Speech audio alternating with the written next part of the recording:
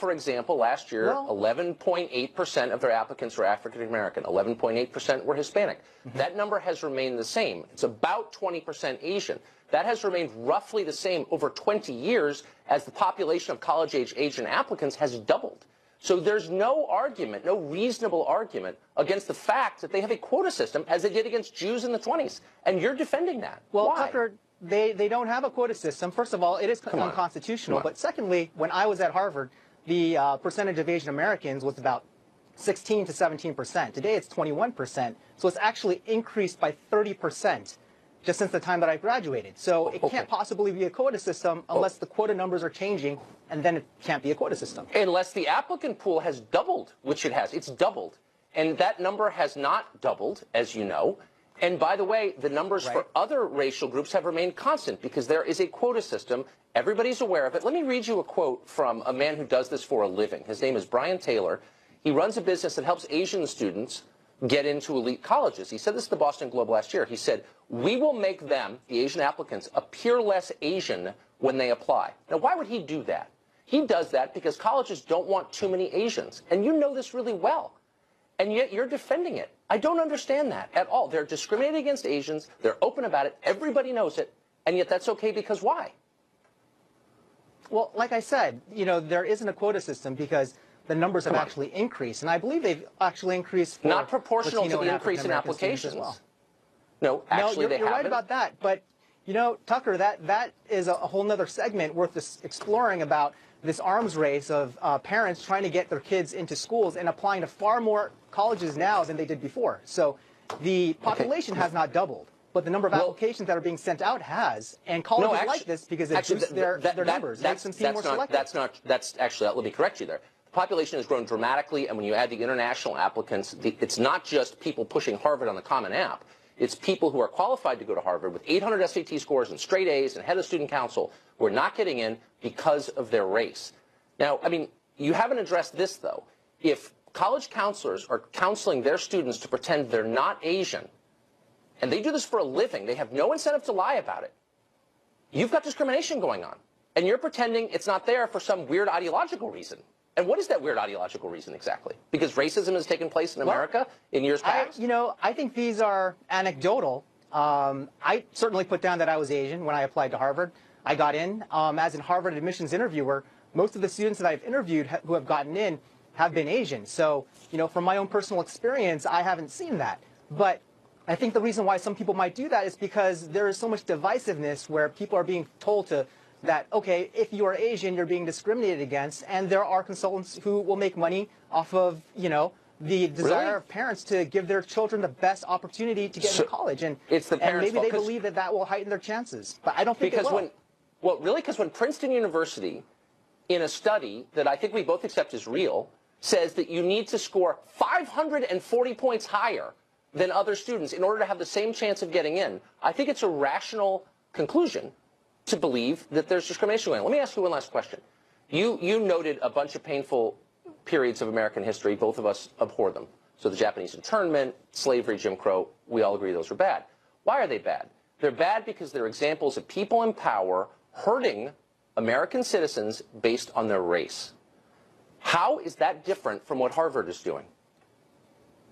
Well, Tucker, a lot of people will say that affirmative action in which African-American and Latino students who are given admission over Asian students who have higher scores, they say that that's reverse discrimination. So then what do we say about the 60% of white students at Harvard who also are getting into Harvard despite having significantly lower scores than Asians? That's bad. You know, I mean, I'm not here to defend that. I believe in the meritocracy. I asked you a simple question. So is it okay to discriminate against people on the basis of their race? So why are we focusing on the 22% versus the 60%? Well, because the numbers are so... I'll tell you exactly why. Because it is the hardest position to be in as an Asian student of all categories. If you are an Asian girl, it's harder to get into these colleges than if you're anyone else. And so we're picking the worst example. I could pick many examples, but my question remains the same, which is it okay to discriminate on the basis of race? I was raised to believe it's not. You apparently think it is. Is it? No, I think that we have to recognize that we don't live in a vacuum and that racial discrimination still exists. and that we have to account for the fact that some people have a head start. And if you're going to advocate for a race-neutral policy, you're basically reinforcing the head start that some people already have. Wait, and so you're saying action is imperfect, but you know it's needed. It's part of the solution. Is it racial discrimination to not let somebody into college based on his race? Can we just agree on that?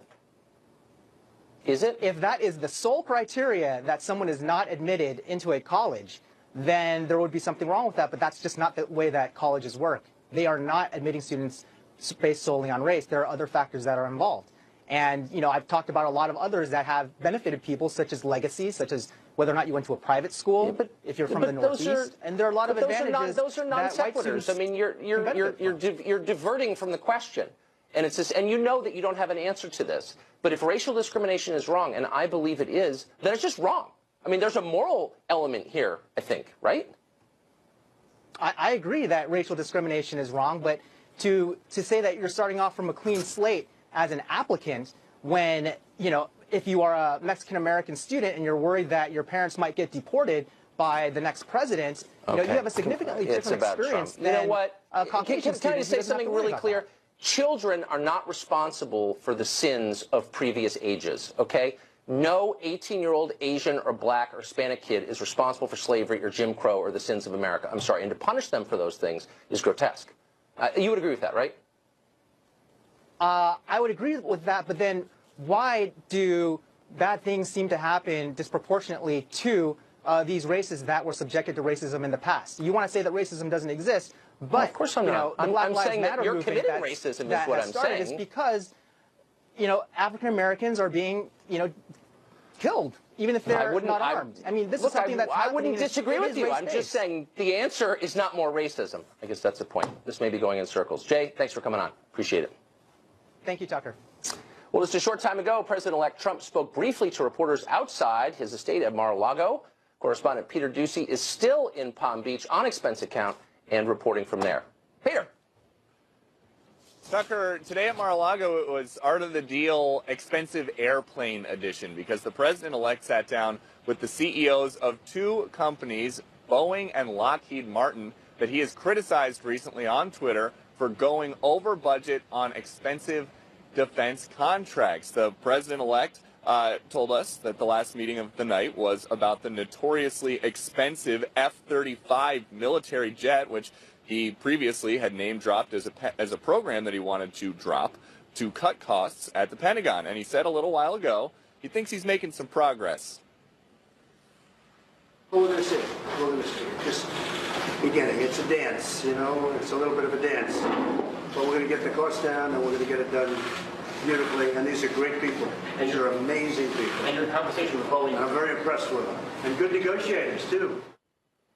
And we actually got to hear from Boeing's CEO today. He came out to the microphones after his meeting with Mr. Trump. They came a few weeks after the president-elect publicly complained about Boeing going billions of dollars over budget on the next generation of Air Force One. And the latest word is that the next generation of presidential planes will be produced for less than the $4 billion price tag Mr. Trump publicly announced he was afraid of. We're going to get it done for less than that, and we're committed to working together to make sure that happens. And I was able to give the president-elect my personal commitment on behalf of the Boeing company.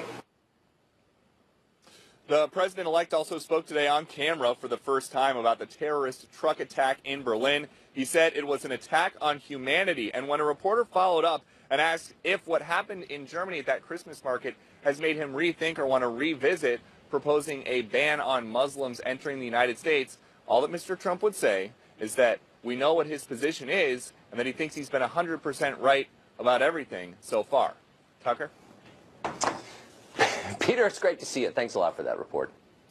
Well, the Democratic meltdown over Trump continues tonight. Entire portions of the Upper West Side of Manhattan, parts of Malibu and Cambridge, Massachusetts, remain in a state of mourning and denial tonight, weeping, gnashing of teeth, sackcloth, ashes, all the rest. And, of course, we're going to include the American media in that. So why the long faces? Joining us now is a man who might have the answer from long experience. He is Andrew Stein, a lifelong Democrat, longtime Manhattan Borough President, and most recently, drumroll please, the head of Democrats for Trump. Mr. Stein, thanks a lot for joining us. Well, thank you for having me, Tucker. First of all, congratulations on the show. Yeah, I think that the meltdown is unfortunate because Donald Trump is our president. I think he'll be a great president. I know him since 1973. Originally I asked him when I was Manhattan Borough President to redo the Walman Rink, which the city took 10 years to do. They couldn't do it. Donald did it in 6 months and under budget. And that's what you see he's doing with the planes. I mean, he's going to watch the people's money. He's going to cut marginal corporate tax rates, going to stimulate the economy, going to undo this Iran nuclear treaty, which I think is the worst thing America's ever done. I think he's going to be a great president, Tucker. So, I mean, he's a New York Democrat, as you pointed out many times. He's not conservative in the way that Republicans have been conservative since Reagan. He's a real departure from that. He's closer, in fact, to a lot of people in your neighborhood, and yet they hate him more than anyone who's ever lived. If Idi Amin showed up on the Upper East Side, they'd hate him less than they hate Donald Trump. What is that about? What's the psychology of that? Well, I think it's the mainstream media. You know, the mainstream media has been so vicious and unfair in their attacks on Donald. And most people don't really read, and Hillary was sort of the darling of the left. And I think that, the Vanity Fair, the whole thing, that they painted Donald as a sexist, a misogynist, a sexist, all this nonsense. And he connected with the middle of the country. Hillary spent the whole summer in Martha's Vineyard, in the Hamptons, and in Hollywood, where Donald Trump was out in the Midwest making 4 or 5 speeches a day to real people. But the hatred, when I came out and wrote a piece in the Wall Street Journal saying that I was for Donald Trump over Hillary for president, you can't imagine in Manhattan the intensity of the feelings that I got. I can't even. I bet only your doorman was nice to you after that. Yeah, no, it was an amazing experience. So you've heard from the very beginning people say Trump is a bigot. He's against this group or that group, certainly against women. You've known him, as you said, for more than 40 years. Is there any truth to that at all? You're obviously biased, but I'd be interested in your perspective. There's absolutely no truth to it. Donald is as open-minded and is embracing of everybody based on what they are like, personally, on their merits as a person. I knew his father. Donald is the least racist person I know. That's why when the mainstream media tried to paint him in this box, I just thought it's ridiculous. And now they're talking about 150,000 women are going to march on the inauguration. It's a disgrace, Tucker, because he's our president. I have 2 boys. All I care about is that the country's safe for those kids. And these Democrats should give him a chance, see what he does, disagree with him when they do, but give him a chance to show what he can do. I think he's going to be one of the great presidents ever. Certainly hope so. Andrew Stein, thanks a lot for joining us. It was great to see you.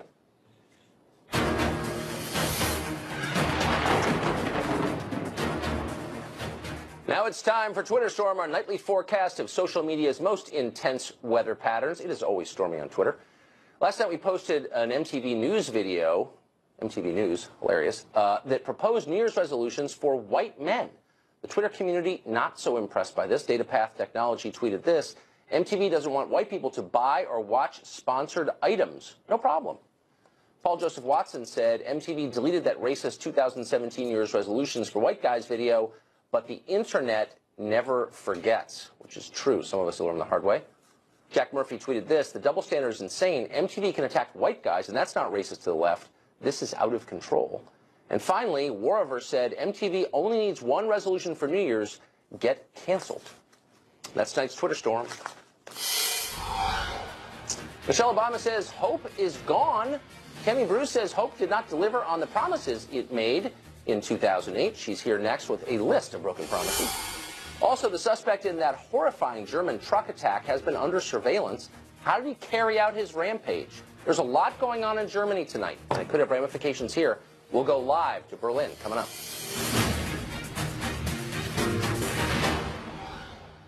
Abandon all hope, ye who live here. That's the message of First Lady Michelle Obama, who recently told our national confessor, Oprah, that after her husband leaves, all joy will die. Now we're feeling what not having hope feels like. What else do you have if you don't have hope? What do you give your kids if you can't give them hope?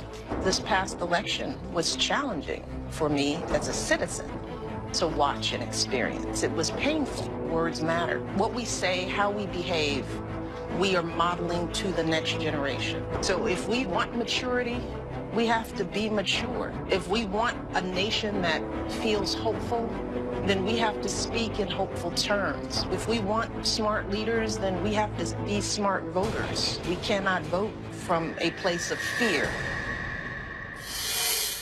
In other words, my husband was the embodiment of hope. He's gone. It's now the Dark Ages. We'll be living in caves by February. Well, radio show host Tammy Bruce has thought a lot about this topic and wrote a great piece on it, and she joins us now. Tammy, it's great to see you. What is this about? Oh, nice to be back. Thank you, Tucker. Look, it was this interview with Oprah that was, of course, for a lot of people very confusing because the election is done, and her messaging was, this is the irony, that, you know, we want hope for the American people, but now hope is dead because we lost. And I began to receive phone calls from liberal friends, mostly in California, who had actually were becoming physically ill because of the nature of the rhetoric, the fear-mongering on the left. And I felt it was a good sign because they weren't calling to hector me like they were before the election. They were calling to ask me if I really thought he was going to do the things they were being told he was going to do, which was, of course, cause Armageddon, end gay marriage, destroy the environment, etc. And what I've told people is, of course, no, that's not the case. He is generally going to make things better, and this is about jobs, it's about the economy, so that all of us can live as individuals in the way that best suits us. It's so funny how, I mean, it's hard to understand what a politician is going to do before he takes office, of course. Yeah. But in the case of Trump, there's this weird distortion that liberals have, and I think it's sincere. They imagine he's this guy that I don't see at all. For example, I don't see him as anti-gay in the slightest. No. And yet there's all this hysteria about Trump as an enemy of the LGBT community, et cetera.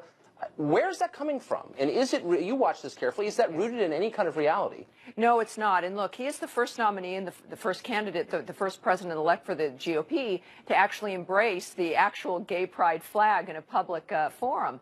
This is a fellow who is really a pragmatist. He's a populist. I find Mr. Trump, I think, to be somewhat ambivalent about the social issues. He's really a live and let live kind of guy, but he likes to make deals, as we've been covering, of course, on the Boeing situation, et cetera. He cares about jobs. But when you think about hope, and this is the irony of Mrs. Obama, that hope is not a plan. Hope is the thing that you have when things are going wrong. That real hope can't exist unless you actually have a job, you have an income, you have a future that you can plan for your children, that you actually are able, your house is not underwater when it comes to its mortgage, that you have your health, you can actually get an appointment with the doctor that you know. Those are the things that bring you hope. The Obamas have presented it as though, look, this is the new normal, this is going to be awful, and we're going to just at least emotionally encourage you. The election was about actually wanting genuine hope built on action, actions that are going to allow people to know what the future is for themselves and their family. That's what real hope is. When there are 95 million people out of the workforce, it's a little hard for me to sit there and listen to hope lectures, but there's also this weird egomania behind this where we are the embodiment, it's almost a religious posture. We're the embodiment of hope, and now that we're gone, nothing will ever be the same. I mean, what does that say about how they see themselves? Well, it's very strange. It's cult-like a little bit, but it's also the antithesis of what they claim to be for. If they really cared about the nation in an existential way, they would want the sensibility of hope to continue. But it's also, as a feminist, 3.7 million women pushed into poverty in these last 8 years. The 95 million people out of the workforce, as you've mentioned. The suicide rate being at a historical high. I know. All of these things. And this is what the American people, that's supposed to be about hope. We deserve better, and we at least know there's a chance that we're going to get better coming up. So for every liberal, I'll bring you hope in saying that there's an action plan to actually make your lives better, and that everybody can relax and have a fabulous Christmas and be able to have a good time with your families, because we're going to be okay. Amen. That's right. Thanks a lot, Tammy Bruce. Great to see you.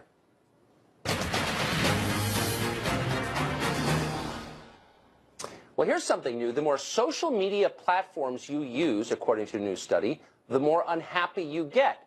The analysis was published in the journal Computers and Human Behavior, something you probably haven't read this month, but it was pretty interesting. It found that people who use 7 to 11 different social media platforms had more than 3 times the risk of depression, and anxiety compared to those of us who use 0 to 2 social media platforms. The question for researchers is it the chicken or the egg? The analysis says it's unclear if people who suffer from depression or anxiety gravitate toward a range of social media, or if the social media are causing the depression, though I think common sense suggests the latter. But to be safe either way, log off once in a while and have an actual conversation. That helps.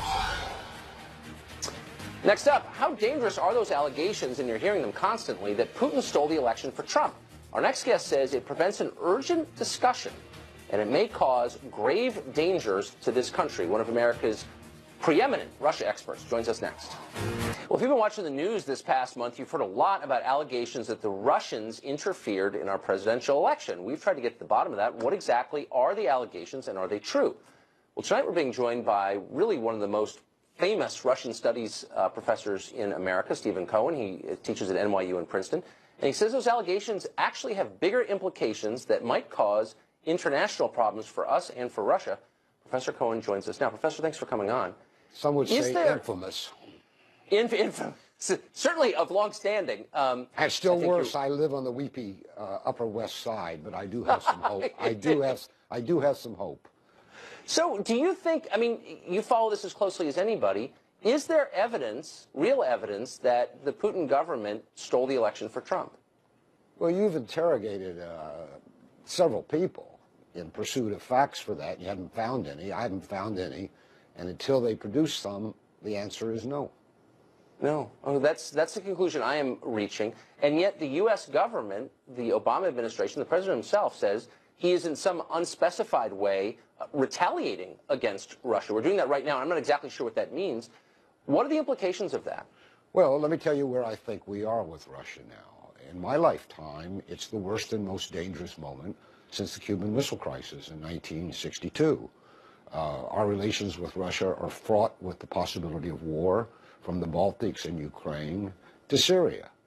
Meanwhile, we're making these accusations against Russia, and I think part of the accusations, I can't be sure about this, but many of the people who are pursuing them are actually trying to stop President-elect Trump's vow to establish a new cooperative relationship with Russia, which I think is essential for American national security. I'm not pro-Kremlin, I'm pro-American national security. Yes. But if you can discredit Putin as a war criminal, as a guy who despoiled our democracy, then how will Trump get the traction to go ahead and begin what we used to call détente? By the way, I don't know why Trump hasn't mentioned this, but détente, or cooperation with Russia in a time of Cold War, which we're in again, was a Republican presidential policy. Began with Eisenhower, continued by Nixon, and of course Ronald Reagan, to his eternal credit, was the greatest pro-détente president we've ever had.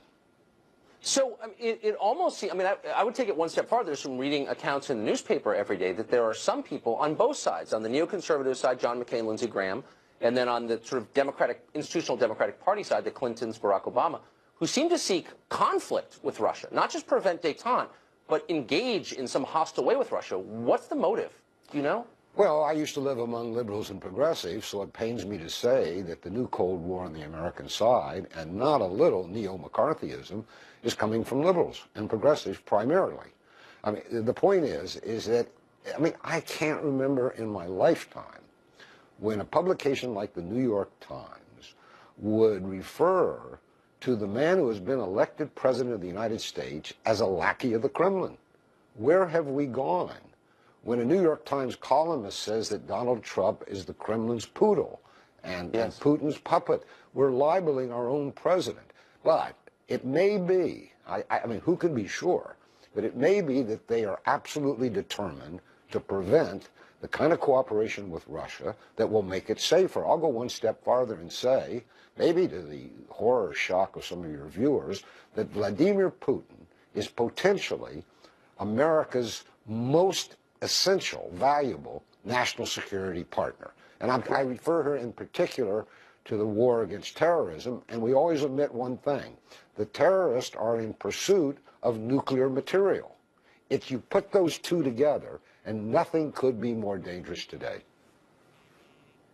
Well, I know that you're going to be denounced as a lackey yourself of Putin, but I mean, everything you said makes sense, and I'd be interested to hear the other side. I'm not sure that there is one. Very quickly, where is the potential flashpoint between the United States and Russia going forward? Where will we look for trouble to start? Well, since we're flying warplanes and the Russians are flying warplanes over Syria, probably there. But Ukraine is explosive, and as we talk, NATO is undergoing a major military buildup on Russia's western borders. And let me leave you with an anecdote, or at least something I hear in Russia. Russians say that never has Western power been amassed on Russia's western borders, as it is today, since June 1941, the German invasion. So Russians are in high anxiety. Their nuclear weapons are on high alert. We are going crazy, defaming anybody who says, shouldn't we debate or think this over? And it is really dangerous. I agree with that. It seems lunatic, actually, to me. And I really appreciate your perspective on this, Professor. Thank you very much. Up next, one Republican elector is putting his anti-Trump letters to good use. Sheriff Richard Jones of Butler County, Ohio, was a Republican voting in the Electoral College just the other day. He got thousands of letters from people trying to persuade him to change his vote from Trump to somebody else. So what did he do with the letters? He lit them up, literally. No more letters today. We've got our electoral votes, and we've got a new president. We've got our Trump sign here, and we've got our cows over here. They're supporting Trump also. So as you can see, thousands of letters are going to be right here today in the old fire pit. God bless America. Well, that, of course, caused a stir. A Butler County Democratic Party executive chairwoman called the stunt childish, not noting it was also very awesome. But the Butler County GOP executive chairman says he proudly supports the sheriff's actions. Of course he did, and they roasted marshmallows at the end. Well, a massive manhunt, meanwhile, underway for the lone wolf terrorist, apparently lone wolf, who plowed his truck through a crowded Christmas market in Berlin. A horrifying story. We're going live to Germany next.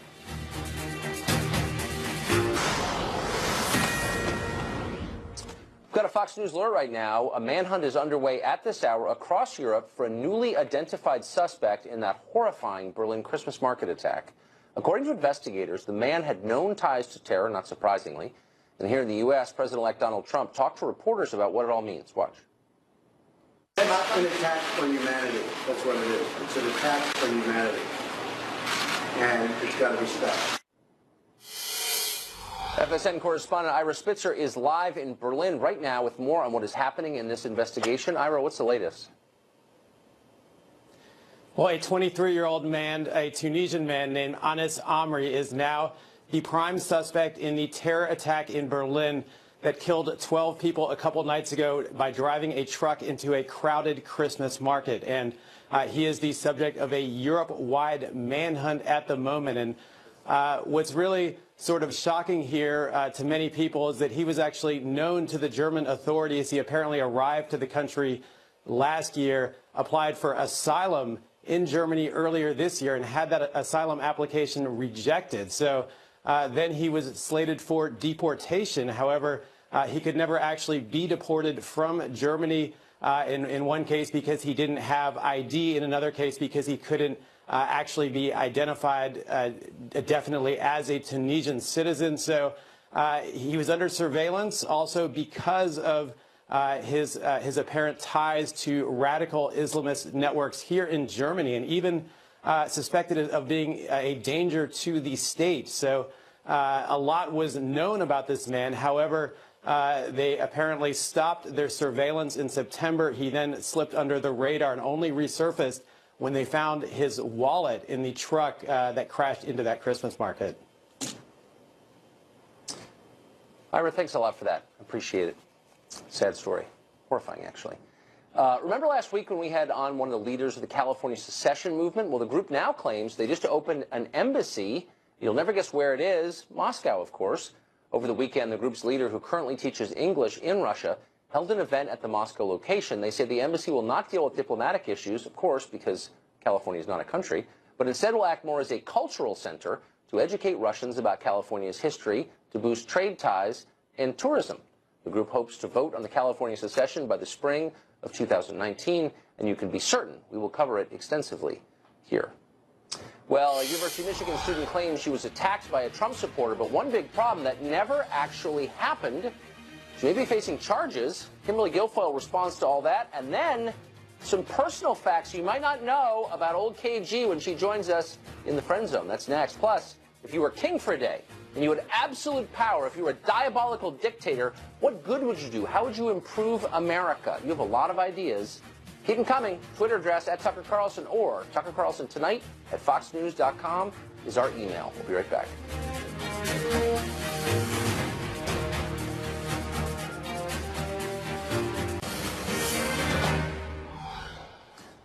Time now for the Friend Zone, when we round up the coolest people here at Fox News. They're all cool, but we have some of the coolest on this show and invite them on. And tonight we're joined by really one of the coolest, Kimberly Guilfoyle, co-host, of course, of The Five. And I got a story for you, KG, that I want your reaction to. So a Muslim student at the University of Michigan claimed recently that a man threatened to light her on fire, to immolate her after Trump won, and it turns out it was a hoax. Now, what's interesting about this story is that it seems so familiar. I feel like I've seen this movie before, maybe several hundred times. Yeah, what's going on that's the problem. I mean, it seems to be like the thing to do when people are bored or run out of friends on Snapchat or Instagram. They're like, hey, let's get my hoax on. And it's just really incredibly damaging, and it really does cause a problem. You know, as a former prosecutor, when you see people make these false criminal allegations of such a serious nature, it really undermines the true victims that are out there that crimes happen to. It wastes valuable resources for the police department and investigators to try to go over these things. And it's sad. It's really just been a product of the mainstream media, the liberal left trying to demonize this election, demonize the president-elect and any of his followers that were called by the other candidate, Hillary Clinton, deplorables and irredeemable. So very disturbing every time you hear one of these stories and you think, wait, is this the last one I just heard? And then there's another one on the heels of it. Well, people get a lot out of being victims, but the downside is that it just makes everyone hate each other, and it increases the level of fear and distrust and disunity in the country in a pretty dramatic way. I mean, that's a real sin to do something like that. I could not agree more. It is really the height of dishonesty, and really just in terms of pushing forward an agenda of hate and fear and really pulling apart the unity that we're trying to come together, you know, as a country. I mean, these people are committing acts essentially against everybody else by pretending to be victims, drawing attention to themselves, and creating an atmosphere of fear and hysteria that is quite damaging, you know, to public safety as well. So this is a small point, but I totally forgot it. So the Trumps are moving to town. There's this question, what is his wife going to do? She's, of course, the First Lady of the United States now. What's her role? You were a First Lady. Yes. I completely, of all the many things you've done in your life. Let me just interject really quickly. Kimberly Guilfoyle is one of the people here at Fox who has, as we say, lived a life outside television. She's done a lot. But you were First Lady. Yes, I started back way in the day. I'm working out, you know, in politics and doing campaigns like governor and mayor and city council and all those good things in district attorney's office. And I was able to meet who you see there, Gavin Newsom, and that's us on election day going to vote together. And the other picture was with his father, Judge Newsom, who was getting sworn in. There we are with Sharon Stone, one of the Hollywood elite, at one of the functions, events that we hosted. So it was a very interesting, you know, time. I was really happy to serve the city and county of San Francisco as both First Lady and also as head of the trial division for the San Francisco District Attorney's Office. That's election night right there. So very interesting. They called it Camelot of San Francisco. Yeah, I always felt you were kind of the brains behind the operation. Just my view. Have to confirm that or not. He wouldn't dispute that. He, you know, he's very generous in his praise and opinion of me. So, and he's now, you know, lieutenant governor, and he's running for governor of California. Interesting. And that's when we had the royals there, and I do my Kimberly's Royals segment on Fox. But yes, with Prince Charles and Camilla, that was their first official visit to the United States, and they selected 3 cities, and we were lucky enough to host them in San Francisco for a number of days. We had a wonderful time, and Prince Charles is so fabulous and very generous. He used to give me his extra desserts all the time because he didn't finish them. I said, are you going to finish that? I'll take a bite. So did you have a program? Were you for literacy or gardening or no? You're busy being a prosecutor, I guess. Yeah, he likes all the whole like subsistence farming and organic and growing. It's interesting you say that. But yeah, I was working as a prosecutor. Then I took a leave of absence because they said that's too much power on one mattress, if a DA and the mayor. So the thing was, what happened was we ended up having special programs for me to be a part of, which was I worked with children's cancer groups, which is really important to me at the various hospitals in San Francisco, like UCSF. And it was a really rewarding experience, yes, in education and outreach to disenfranchised youth and at-risk juvenile offenders as well. Man, I wish you'd been mayor. That city could use you badly. Kimberly Guilfoyle, Take me now. one of our favorites. Thanks a lot, Kimberly. All right. Good to Thank you, see Tucker. Merry Christmas. See ya. Thanks. Merry Christmas. Coming up next, you're almost out of time to tell us what you would do if you had absolute power, total power. You were omnipotent. You can tweet us at Tucker Carlson or email Tucker Carlson tonight at foxnews.com. Well, you never need to feel powerless when you watch this show because we give you power, absolute power, Ursat's imaginary power, but still power. And we ask the question, if you had it and could do anything you wanted, how would you improve this country? Well, Jess tweeted this: I would make sure Kellyanne sat in the office right next to our new president for 8 years. Good call. Locke's alter ego wrote this: eliminate MTV, comma, obviously. Andrew J. Falsinator, probably a false name, wrote, make bacon an official food group, as if it's not already. Wendy King said, discover the cure for cancer. Good for you, Wendy. That may happen, by the way. Tony Richards tweeted this: go back to wearing bow ties. That's grotesque. Of course not. Pete Franklin wrote, move Super Bowl to Saturday. Everyone parties and eliminates 10% of the workforce calling out sick on Monday. That's inspired.